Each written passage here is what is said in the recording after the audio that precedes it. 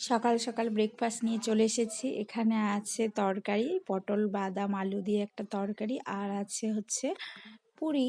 তো দোকানের এই পুরি আর তরকারিটা আমি খুব পছন্দ করি, খুব ভালোবাসি খেতে। যতবারই আসি ততবারই আমি খাই। তো আজকেও সেম, সকাল সকালে এটা খেয়ে নিলাম। তারপর রান্না বান্না হবে, তারপর ভাত খাবো। আজকে আমি চলে যাব হচ্ছে কলকাতা, আজকে মানে রওনা দেব দুপুরবেলা। তো সকাল সকাল এটা খেয়ে নিলাম।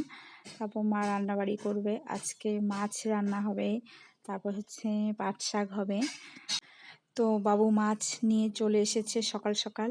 এই হচ্ছে মাছ, আমি খুব ভালোবাসি এরকম মাছ খেতে। তো মাছটা ঝোল করবে না, শুধু মশলা দিয়ে কারি করবে। আর এই হচ্ছে পাট শাক। আমরা যে কলকাতায় পাট শাকটা খাই সেটা বিশাল বড় বড় হয় পাতাগুলো, আর এখানে আমাদের কোচবিহারের পাতাগুলো খুব সুন্দর কচি ছোট ছোট। আর এগুলো হচ্ছে আমি কলকাতা নিয়ে যাব, রসুন কোয়াশ। আর তারপর আমার বোন ঠাকুর পুজো দিচ্ছিল, ভাবলাম এটাও একটু ভিডিও করে নিই। এই ঠাকুরটা আমি পেতেছিলাম ছোটবেলায়।